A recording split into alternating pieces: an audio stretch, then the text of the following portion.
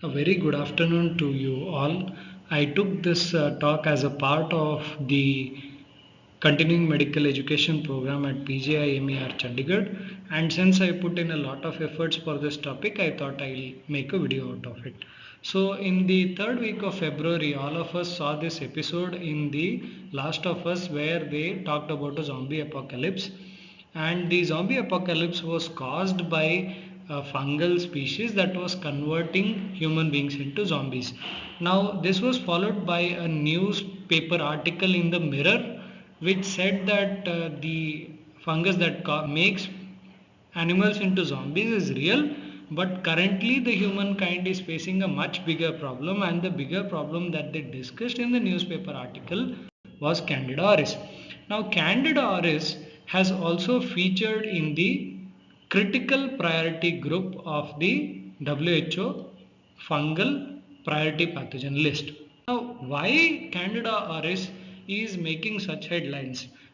This is because it is highly drug resistant and it is having an ability to colonize patients, and in appropriate patients it can subsequently cause invasive fungal infection. Another whammer with respect to this fungus is that it can spread in healthcare settings and cause epidemics or outbreaks. So this is a paradigm shift in the field of medical mycology or in the field of infection control, because now we have a fungus that is behaving like a bacterium. So, I am Dr. Vinay Kumar Hallur and I am the in charge of Indian Council of Medical Research Advanced Molecular and Diagnostic Research Center for Fungi in East India at All India Institute of Medical Sciences Bhubaneswar, and I shall be talking about challenges in controlling Candida auris in hospitals.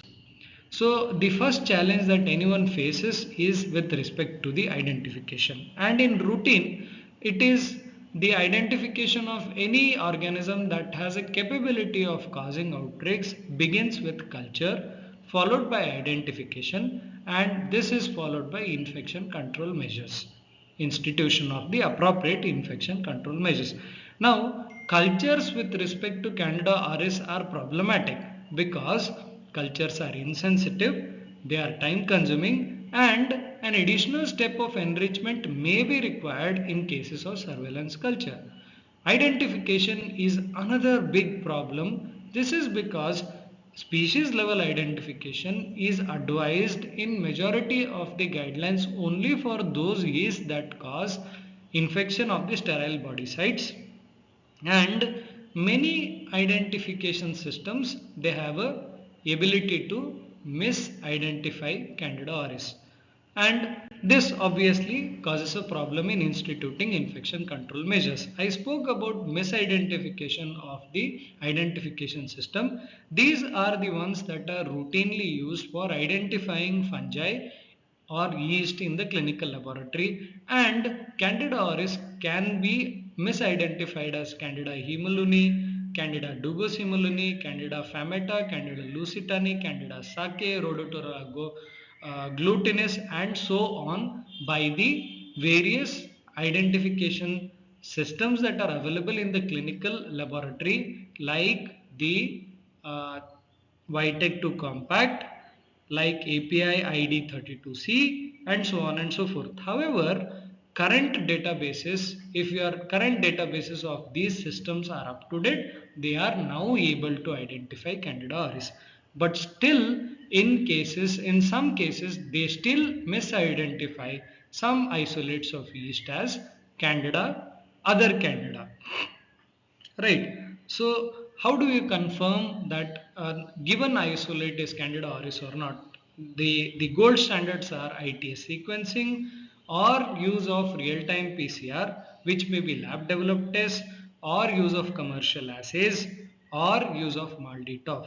Now, previously, the MALDI-TOF systems also used to misidentify these isolates as the species that I discussed in my previous slide. However, currently, with up-to-date databases, you can very confidently identify Candida auris using MALDI-TOF. Now, the how do we identify Candida auris in a in a low setting or a low complexity lab. In such a situation, there is availability of chromogenic agars. An example of this is the chrome agar Candida plus, wherein Candida auris appears as white colonies with a bluish background. Similarly, high media also makes a selective chromogenic media that gives this particular color to Candida auris, and it inhibits other bacteria. So, how do we identify Candida auris in case of the laboratory? So, imagine you are a low complex laboratory. In such cases, what you do is you take the samples, and you then, if they are surveillance cultures, you may have to enrich them in Savarose dulcitol salt broth at 40 degrees Celsius, followed by plating it onto the differential media that I just enumerated in my previous slide, and understanding that it is presumptive Candida auris, institute infection control measures. In a high complexity laboratory, you could take these surveillance cultures or samples and directly subject them to real time PCR, or you could isolate them in particular from samples and then subject them to either MALDI-TOF or sequencing, and then subject it to infection control measures, right? So the next challenge is the reservoir. What is the reservoir of Candida auris? Now, the reservoir of Candida auris is usually not identified in many outbreaks because there is no classic transmission pattern, and outbreak isolates usually are capable of being traced back to regional epicenter. Now, an interesting feature of evolution of Candida auris was when they did a whole genome sequencing of the isolates that were available, they found that there was a clonal emergence of 5 clades, and it was also found that it easily spreads into different hospitals, right? So, these are the 5 clades of Candida auris. The most recent one is the Iranian clade, and this is one of the theories that was propounded by the group of Arturo Casadevall and others, who said that because Candida auris was already present as a plant saprophyte in the wet marshlands, and because of global warming it has adapted itself to cause to grow at higher temperatures, and it was then picked up by birds, migratory birds, who then seeded it into urban and peri-urban areas, from where it entered into the hospital environment. And recently there are evidences to support this data that it was present in aquatic environment, in high salinity environment by certain studies. For example, this study by Dr. Anuradha Chaudhary's group found the presence of Candida auris in the backwaters of Andamans, and the same group found that there was presence of Candida auris in apples that are sold in the markets of Delhi. Now, the one thing that happens with Candida auris is that it has the ability to be to resist antimicrobial drugs, and some antifungal drugs are used in agriculture, and they propounded that the Candida auris can survive on the apples because some amount of fungicides are used in cultivation of the apples, and these get colonized by the Candida auris, and then they spread into the into the hospital environment, may or may not spread into the hospital environment. You can refer to this study for further details. Right. So the next challenge that one faces while dealing with Candida auris is the challenge of colonization and persistence. Now, in a hospital environment that contains a patient, either the patient can already be infected by Candida auris, or the patient could be a source of contamination of hospital environment.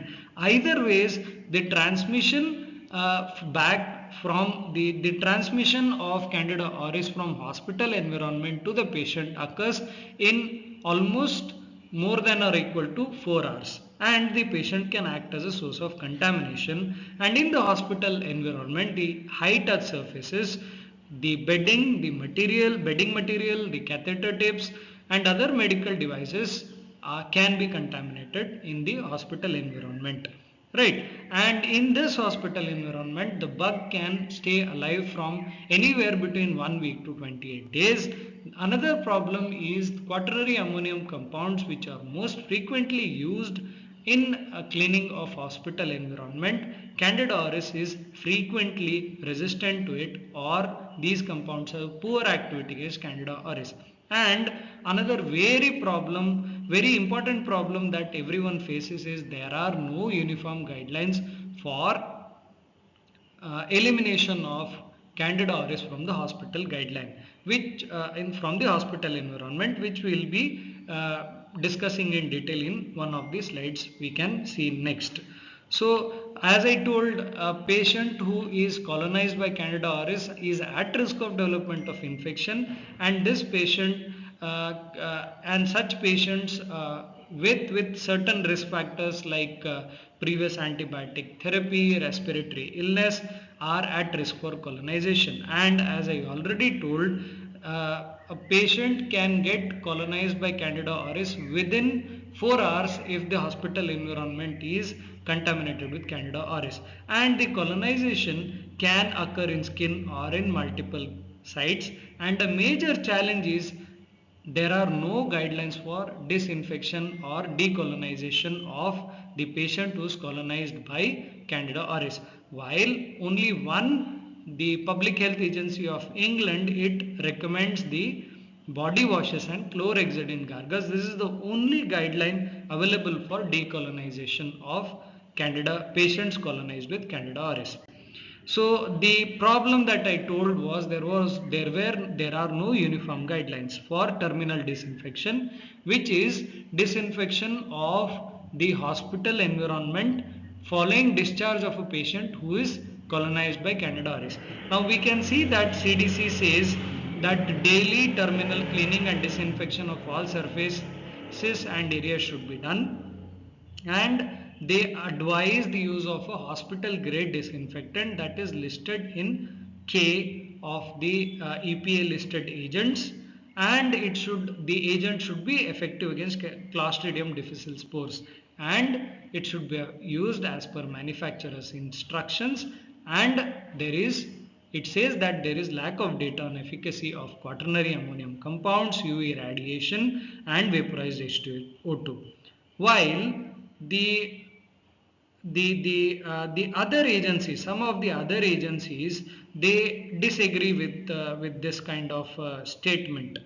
Like the Public Health Agency of England, it says favorable outcome is available when you are using UV light or you are using gaseous hydrogen peroxide for fumigation after full cleaning and disinfection.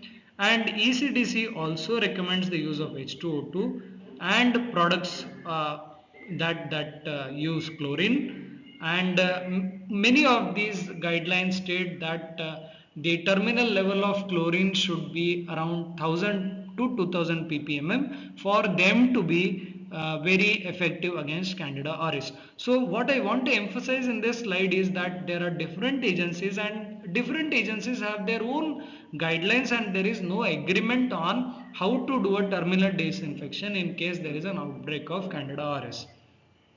Right. So another important fact that all of us should understand is that terminal disinfection, whenever the hospital environment is contaminated by Candida auris, is time consuming and labor intensive because it involves use of expensive disinfectants, it involves use of multiple interventions to get rid of Candida auris. So this is also a major challenge for infection preventionists across the globe. So how do we deal with colonization and persistence? One way of dealing with it is screening of patients. Other way is use of single-use items or discarding less expensive items and using disinfectant as per their contact time. Additional use of additional maneuvers like fogging using H2O2 or installation of UV light sources and regular sampling for Candida auris and decolonization of patients colonized with Candida auris with use of disinfectant soak bath at catheter exit sites. Now all of this again is very expensive, and if your hospital is contaminated with Candida auris and you are then you are forced to take these measures to prevent its further transmission. So all of us should understand that the process of terminal cleaning, disinfection, and prevention of control of Candida auris spread in the hospital is very expensive.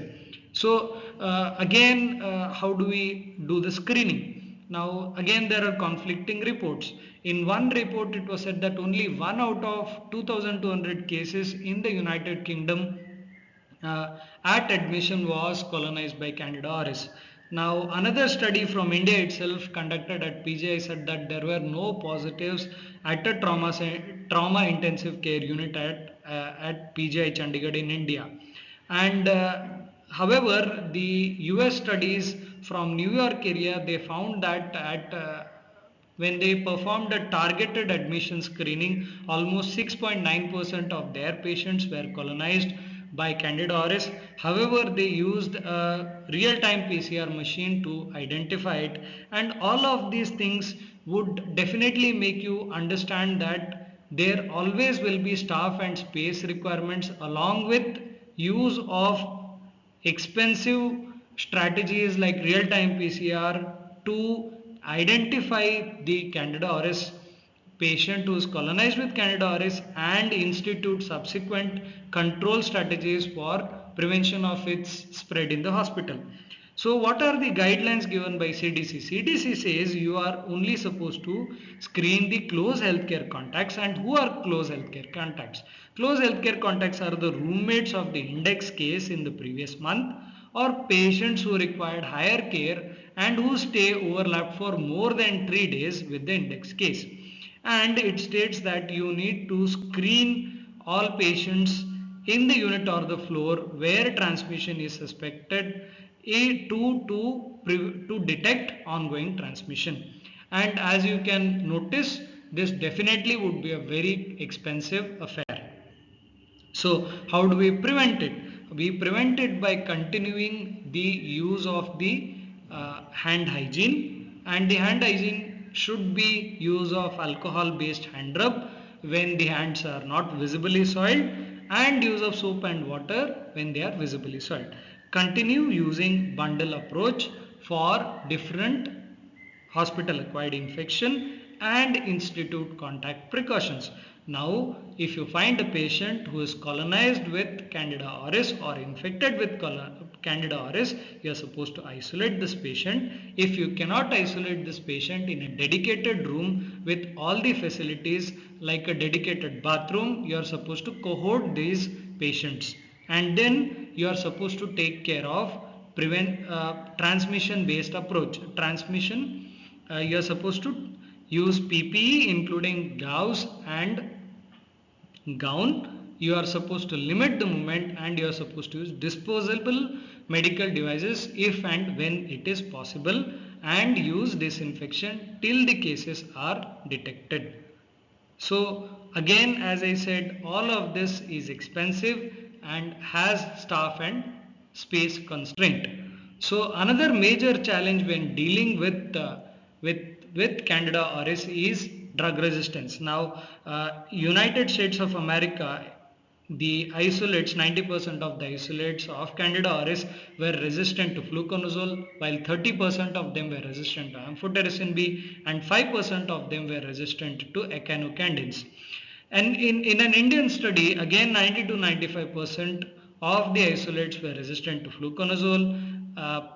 Around 7 to 37 of them were resistant to amphotericin B, and less than 2% of them were resistant to echinocandins, which means that we have mainly echinocandins that can be favorably used in treatment of Candida auris, and lo and behold, around 4% of some isolates of Candida auris in the United States in some areas are said to be pan-drug resistant. Now, why is this a challenge? This is a challenge because treatment failure results in longer stay, increased morbidity and mortality. Longer stay transmits to more transmission of Candida auris in the healthcare facility, Again, limited treatment options when the bug is pan-drug resistant. This results in difficult to control and manage outbreaks, and this can add to selection pressure. And to control all of this, there is a need for a proper antifungal stewardship program. So, what are the ways in which you can control the outbreak? So, if you have a single patient who is colonized with Candida auris, isolate him in a single room, ensure appropriate PP or transmission based precautions and one-on-one care. You have to teach the patient about Candida auris. You have to amend the disinfection protocols, considering the fact that majority of us are using quaternary ammonium compounds for the disinfection of ascites. There needs to be an amendment of the disinfection protocol. You are supposed to identify and treat clinically relevant infection rather than colonization, because if you are going on giving antifungals to a patient who is merely colonized with Candida auris, it is going to add to the pressure, antibiotic pressure, and result in formation of drug resistant bugs. And then finally screen close contacts, and if at all you find more than one person who is colonized by Candida auris, which means that there is an ongoing transmission, you have to set up a multidisciplinary team, set up a workflow for screening, and you're supposed to stop patient admissions and then start separating the infected or colonized patients from the non-infected, non-colonized patients. Subsequently, whoever is admitted in your hospital, you're supposed to, or in your unit, you're supposed to screen them for Candida auris. You are supposed to review and amend your hand hygiene protocols, analyze potential transmission routes, and once you start finding that for more than two instances after 1 week of sampling the patients are no longer colonized by Candida auris, implement certain de-isolation rules and then continue performing long-term surveillance to prevent any future outbreaks. Summarizing the major challenges that are faced by anyone who is dealing with Candida auris in a hospital is the challenge of identification. This is because many of the identification strategies that are available to us misidentify Candida auris. However, with recent databases, there is an improved chance of identification of Candida auris, and there is a challenge of persistence or colonization, because this is a very hardy organism and its ability to transmit through various routes and spread to patients who may get colonized and subsequently develop the infection. A major problem that is faced by people who are treating such infected patients is a problem of antifungal resistance. Around 41% of Candida auris are multi-drug resistant, and a major challenge for infection control and prevention is a lack of standardized guidelines for Candida auris. And finally, there is a lack of awareness amongst physicians, amongst healthcare personnel about Candida auris. I would like to end this talk by emphasizing that we should stop neglecting fungi and give them the attention that they deserve. So, in case you are having any problems identifying a medical fungus, or you need any educational material, training workshops, or observerships, we are here to help you. This is our email address, and we are available on the website. This is our website, and we are also available on Twitter. You can contact us on any of these platforms and we can help you out with your requirements. Thank you, and have a good day.